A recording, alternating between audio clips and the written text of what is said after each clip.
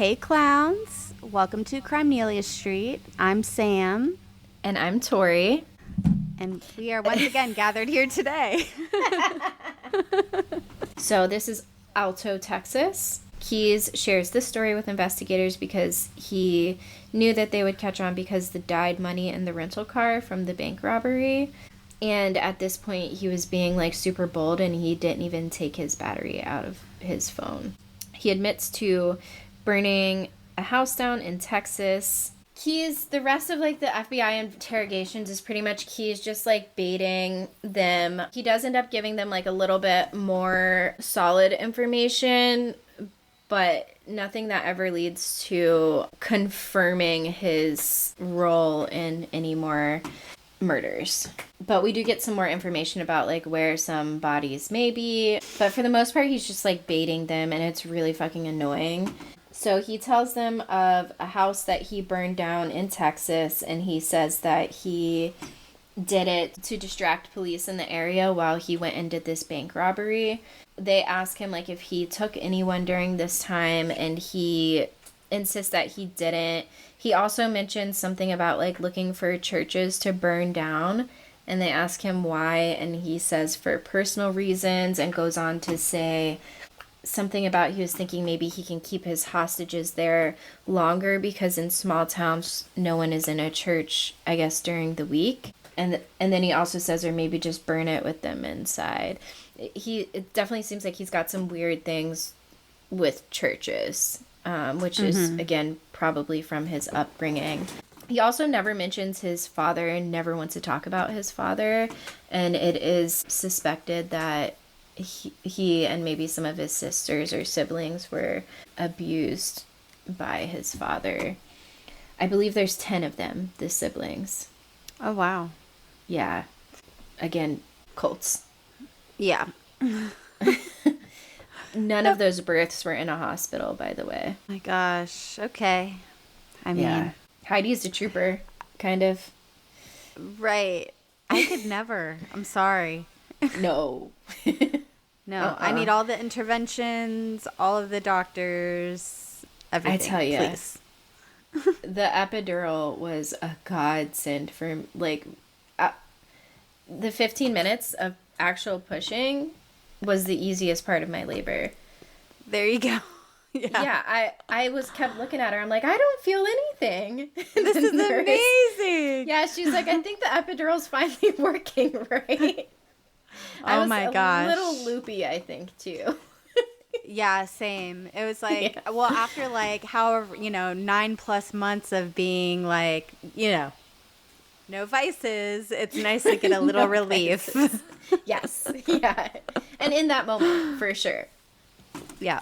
So investigators were having trouble figuring out what other crimes he may have been involved in or a part of because the way he traveled and how random his crimes were. And he would dispose of evidence across state lines as well, making it difficult for local agencies, even if they had like a missing person, like they're not going to find anything because the FBI isn't involved because they don't know that anything is cross state, so like because of their jurisdiction, there's only so far they can go without a decent lead, why to cross state lines, and they didn't have that. Right. So it's just crazy.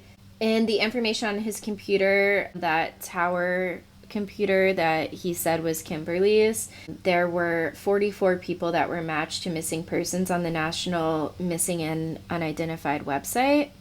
11 of which were teenagers, 10 were small children, the youngest each 1 year old.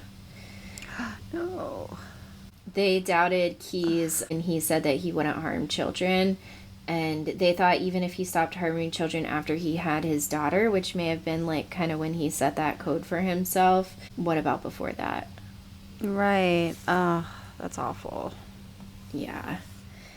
And I think that's where that extra 36, so let's see, it was 11 people that he they're thinking 11 that he's like said that he has actually murdered. So what is 44 minus 11? That's 33. So maybe like 3 more popped up in there somewhere, but that's pretty close to 36. Mm-hmm. Anyone who disappeared during the timeline of Keyes' travels had to be considered. He has 9 siblings, which I mentioned a minute ago, and he asked the officers to leave all of them alone. For his mother, he said if she wanted to continue to talk, let her talk, and he didn't ask them to leave her alone, which is interesting. They found no DNA in the shed that Samantha was murdered, assaulted, and dismembered in, or in the truck that she was abducted in. So he was extremely thorough at cleaning those areas out. FBI profilers said Keyes was a concern and they had no precedent on how to profile him because they had never experienced something like him before. He had no victim type, no set disposal site for victim remains, thousands of miles between him and victims in a very short time period, and he had those caches all over the country, possibly all over the world, and he used travel to cover up his crimes. They did realize that dark spots in his cell history when the battery was removed would be a tell for when he was doing something bad. He called Ted Bundy his hero and said that he could relate to Ted because he could lead a double life well, like Ted could as well, which is disgusting. Yeah. Another favorite of his was H.H. Holmes, who had like a murder castle or like that name sounds mansion. So familiar. Yeah, same. I don't know much about him actually. Huh. But he's one of like the big like famous serial killers, so I'm kind of surprised that I don't. Ooh, Siri just came on. Is she looking him up? And I'm over here talking about serial killers. Okay. Oh. So is she looking him up? He said that he had plans when he wanted to retire to follow in H.H. Holmes' footsteps and wanted to create a dungeon where he can hold his victims for longer and torture them pretty much. His parents were initially Mormon, then they ended up joining this religious group called the Ark, which was super racist and anti-Semitic. They wanted to raise their children in nature. They had their first 2 children in Utah. Then his family moved to Washington. This is where they joined the like Ark church group. They did not have heat or plumbing for years, which is wild in Washington state. Like, that is illegal now. I know for sure you have to have 2 forms of heat. And it was probably illegal then, because this was only, well, this was before Israel Keys, so it was like the early 70s probably. Okay, sorry. So they didn't have heat or plumbing for years. His dad was building them a house. The children farmed and were forced to remember scripture.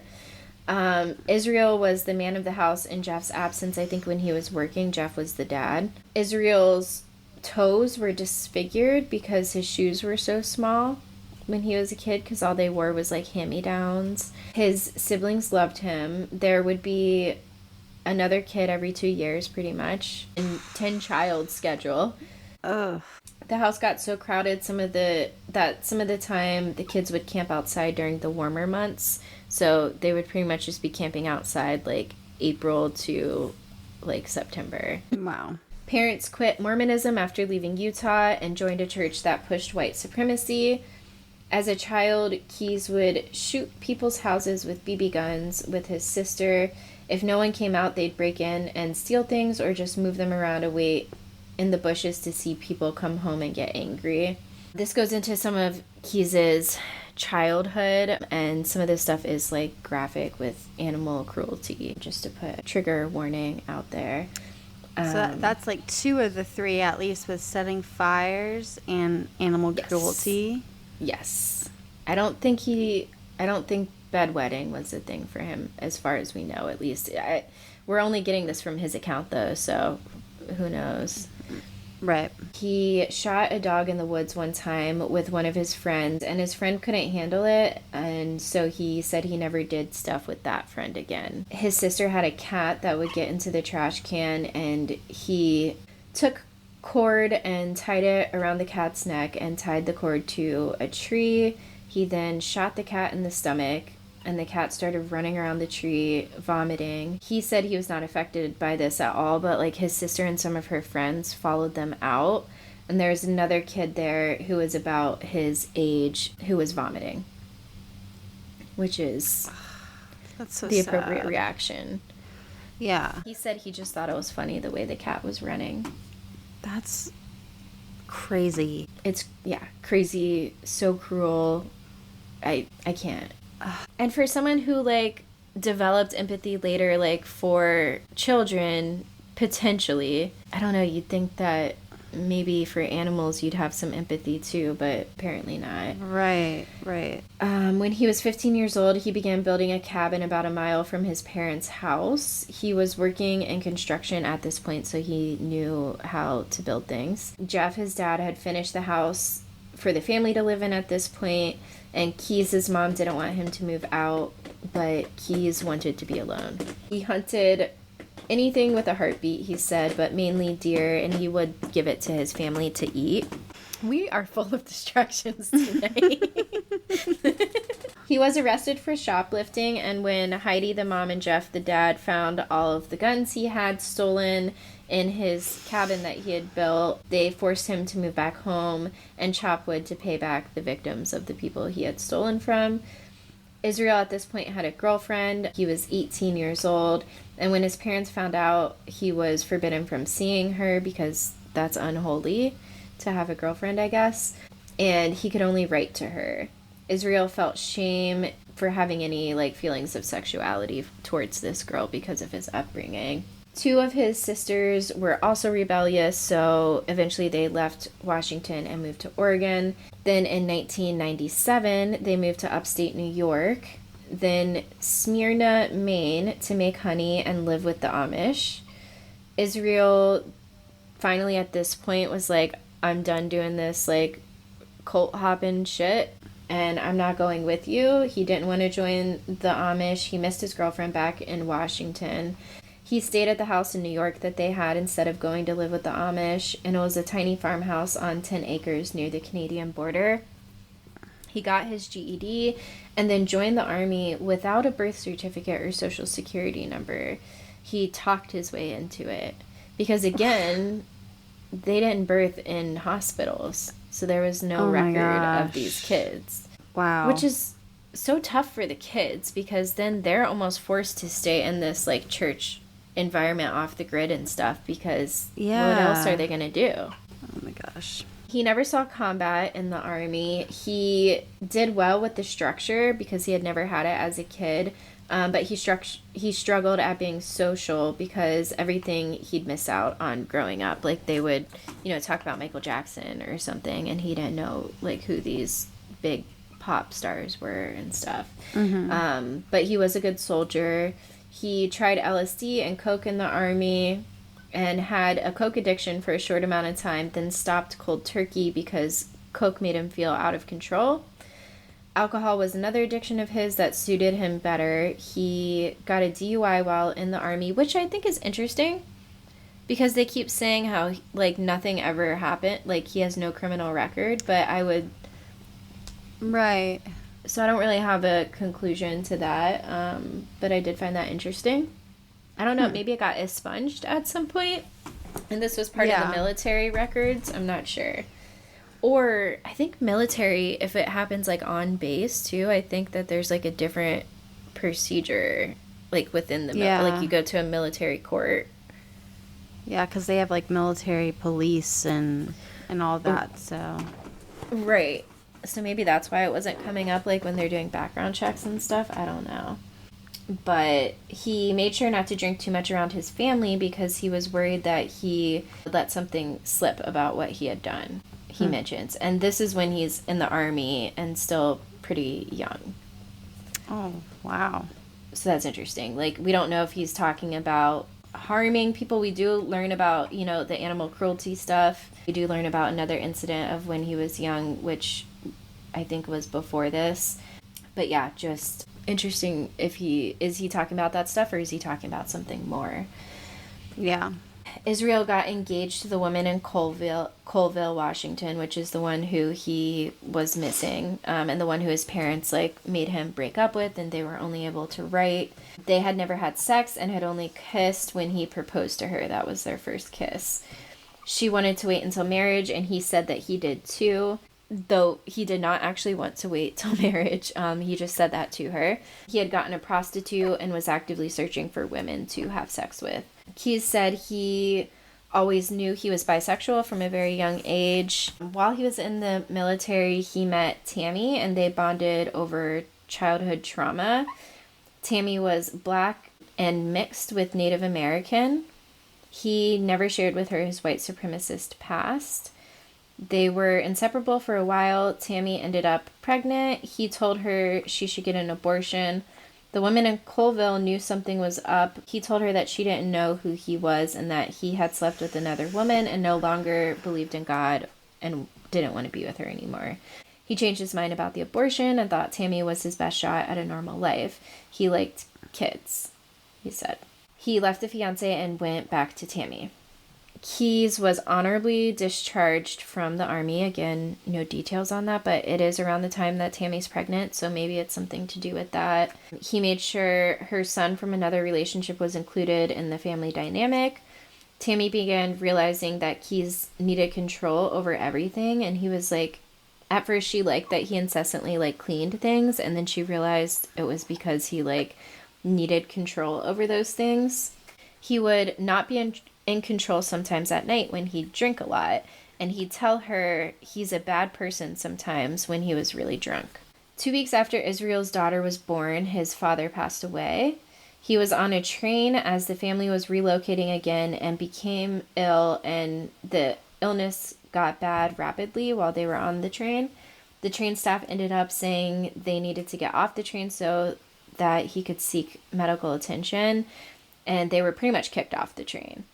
It's unclear if they ever did seek medical attention, but it's thought that they probably did not. Investigators have reason to believe Israel and some of their other siblings may have been abused by their father. They wondered if he could have had anything to do with his father's death, but there was no signature of Israel anywhere near his father at this time. It's also interesting that Tammy saying that, like, when he would get drunk, he would talk about, like, how he's a bad person and he was afraid of telling it, like, being drunk around his family.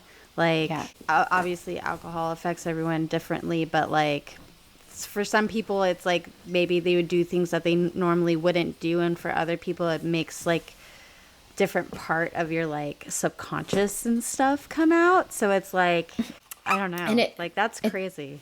Yeah. And it seems like he was mostly worried about people he was, like, close with as well. Like, he was just worried that I think if he's drinking with his army buddies, he's not worried that he's going to open up too much. But, like, with his family and with Tammy. Right. Yeah. He was more worried with them. So, yeah, that is interesting. And also the timeline, like, this is very young Israel, and he's saying these things about him being such a bad person. Like, to what extent had things happened at this point? Right. Tammy and Israel's baby developed a serious respiratory illness when she was 8 months old, and Keyes and Tammy argued over how to treat it. Tammy had suffered severe stomach pain since birth and was diagnosed with uterine cancer and was forced to have a hysterectomy. Post-surgery, Tammy was given pain medications, and from then on, she became increasingly reliant on them. Keyes was pretty much a single father at this point. Tammy was still, like, together with him, but she was pretty absent. By 2003, Tammy was worsening, and he took their daughter to a nearby house on the reservation to protect his daughter from Tammy, so he moved out and moved into a nearby house. He dated 3 women before meeting Kimberly Anderson who was a travel nurse living in Fort Angeles on a dating website in 2005. Tammy wanted Keyes back, and the more her life fell apart, the more she relied on the pain medication. She ended up crashing her car while driving on the pain meds and was sentenced to 25 days in jail and 2 months of inpatient rehab. Keyes allowed Tammy to believe they still might work it out, and they began sleeping together again. Keyes wanted to move to Anchorage with Kimberly as she got a job offer there, and Tammy said that he can't take their child. Keyes told her she'd have to get sober if she wanted to fight him for custody, and she did and started functioning better. Once Tammy was doing better, he said he'd leave and she could have custody of their child, and he'd go to Anchorage with Kimberly, and he moved to Alaska March 9th that year. I don't know at what point he does actually get custody of the child, because the child does live with him by the time all this stuff happens with Samantha Koenig, and I'm not sure what caused that, if she relapsed or what. Tammy was really upset, though, because she was hoping that he would, like, stay, too, once she got clean. He didn't go directly to Alaska. He traveled up and down the West Coast for 3 months and even into Mexico before landing in Anchorage. He said nothing to the FBI about this time frame, but it's suspected, obviously, that, you know, things may have happened during that time. So going back to his childhood a bit, Julie Harris went missing in 1996 from Colville, Washington, which is where he lived with his family when they were in the white supremacist group. She was 12 years old when she went missing, and she was a double amputee that wore prosthetic feet. She was the most famous person in Colville because she had won a medal in the Special Olympics for downhill skiing. She left for school one day and was never seen again. She'd been last seen with a man in a trench coat, and Keyes was 18 years old at this point and about 6 foot tall, so he would have appeared as a man. Her prosthetic feet were found on the banks of the Colville River. In 1997, the rest of her remains were found by children playing in the woods 3 miles from Colville. So it's suspected that maybe he was a part of that, and maybe she was his first victim. And being disabled too, she would have been an easy, you know, seemed like easy prey. Yeah, that's awful. It's so awful. And a child too, might I add. Yeah. Against the code. Cassie Emerson was also 12 years old when she went missing. She lived with her mom and was reported missing after their trailer had been destroyed by arson. Damn. Or with her mother inside. Cassie's remains were found the following April, 13 minutes from Colville. Keyes later mentioned that the first thing he ever burnt down was a trailer. Okay. So that's suspicious. So that's 2 that he's suspected in, but it's never been able to be proven. Keyes left Oregon in 1997, and the kidnapping of little girls stopped after that. He never admitted to killing either of these girls or being a part of their disappearance. Keyes mentioned at one point to the investigators that he considered taking people in Anchorage a few times and that he had some caches hidden out there. He decided against it and said he'd go back to his old stomping grounds in the East, which is another key for investigators, like old stomping grounds. Right. Keyes didn't want to give any more info until he was shown the pictures of the couriers. So this whole time he knows that the FBI is looking for the couriers. And at this point they're searching the landfills because they know that the house was demolished and all the bits were brought to the landfills. Spoiler alert, they never find them and they have to call the search off. So the bodies never were recovered. So that's another bit of information he didn't need to tell them that he thought that they would figure out anyways, and that's why he shared that information with them. Which just goes, right, it just goes to show even when he's telling them where people are and what he did, like, they still can't get enough evidence on him. So finding the other people that he never mentioned, it's nearly impossible. Oh, man. Right. At this point, he said that he wasn't going to give out any other victims without his execution date, which he still had not received. And the investigators told him that there's no way that they can get it within a year because of the due process of capital punishment. The search for the couriers continued. Bell tried to convince Keyes that they wouldn't be able to keep other jurisdictions from going to the media if he didn't give them more information. He did tell them that he robbed a bank in Upper Lake, New York in April 21st, 2009. Keyes said he had gone to Vermont to dig up some guns, a cache that he had buried there. Deborah Feldman is another suspected victim of his from Hackensack, New Jersey, who went missing April 8th, 2009. He initially denied having anything to do with her disappearance, but a few weeks later they pressed him again and he said he did kidnap her, but he said he didn't want to talk about it again. He's admitted there was one body that had been found, and it was ruled an accident, but he had actually been the one to murder that person. He's also said there was one body in New York and that there was a lot of news about it, and he was asked if the remains of that body would be recoverable, and he said some of them should be.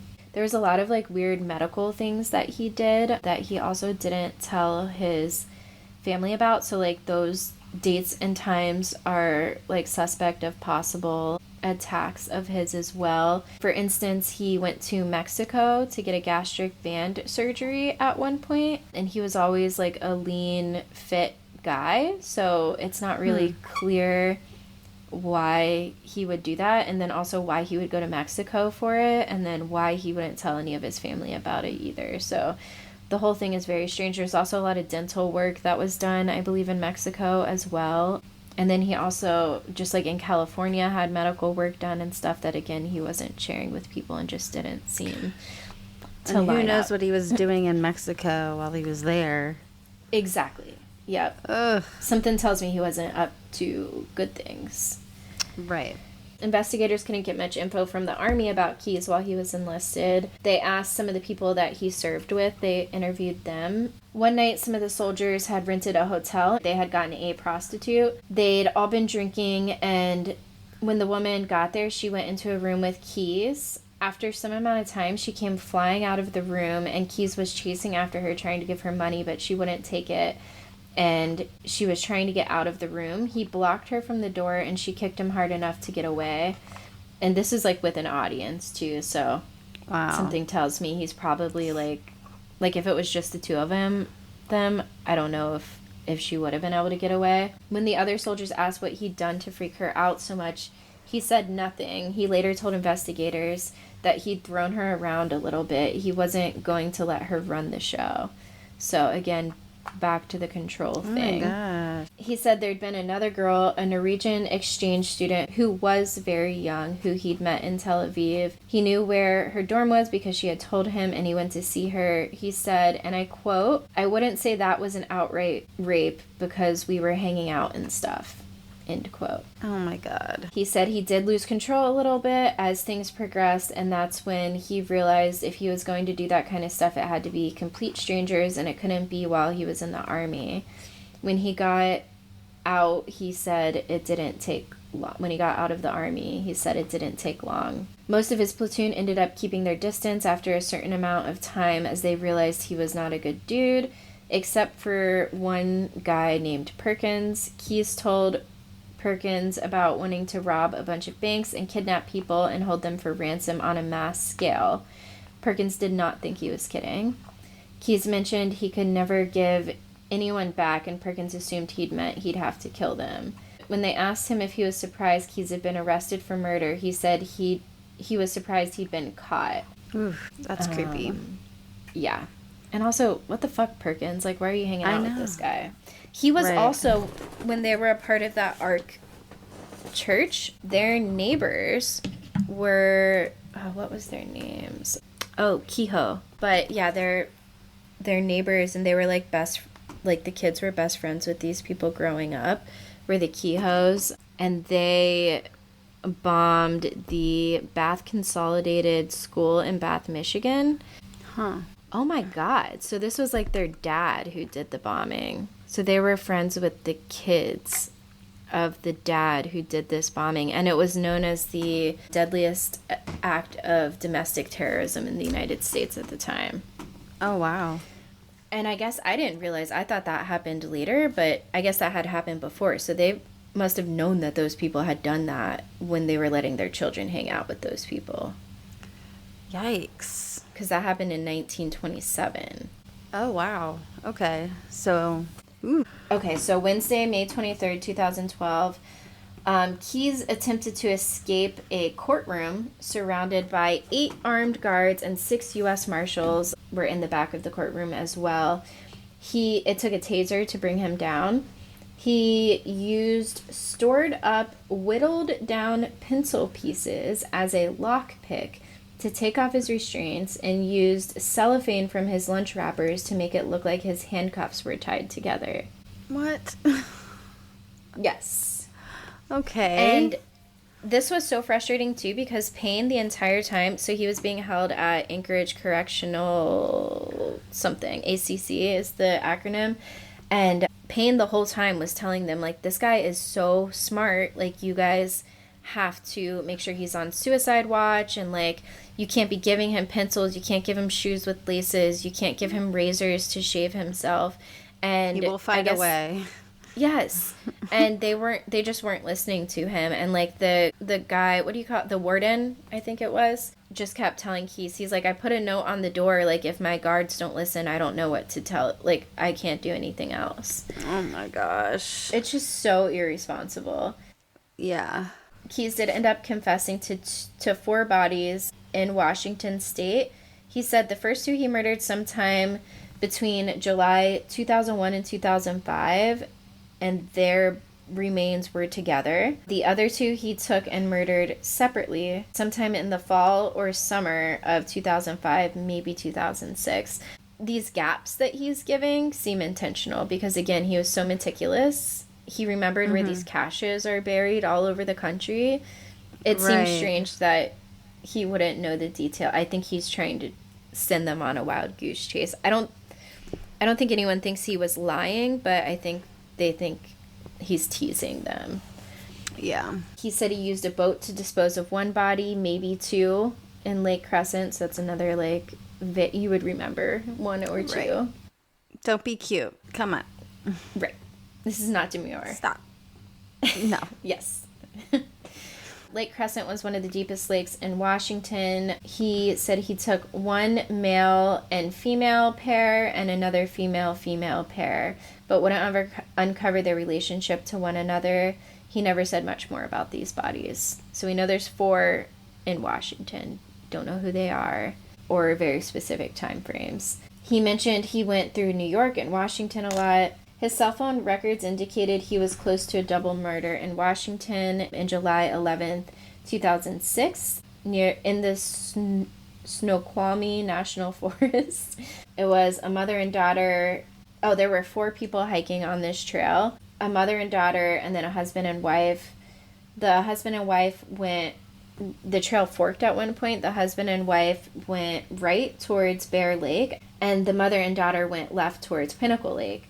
Sometime after, the wife had heard a thunder-like noise off in the distance, but the sky was blue and clear.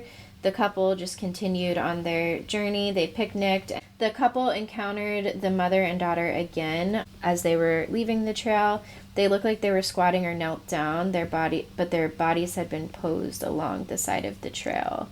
The couple ran back down the trail. The 2 who had been shot was Mary Cooper, 56 years old, and her daughter Susanna Stoughton, 27 years old. They were both shot in the head by a .22, and the wounds were not initially visible to first responders. This made national headlines, one of the rarest crimes. It was unclear if the shooter was close range or sniper. And again, they couldn't get much information about his military time, but they suspect he may have been a sniper in the military as well. No leads ever emerged from that. Key's phone had pinged in that area starting at 3:43 a.m. and ending at 5:43 p.m. Fort Angeles, where Key spent a lot of time, was about 3 hours from the trailhead. Between the hours of 1:48 and 4:44 p.m., his battery had been removed because the cell data had gone dark. So it seems likely that he was involved in that as well. Okay, that's all we have for this part. Tune in 2 weeks for the next part. Bye, clowns.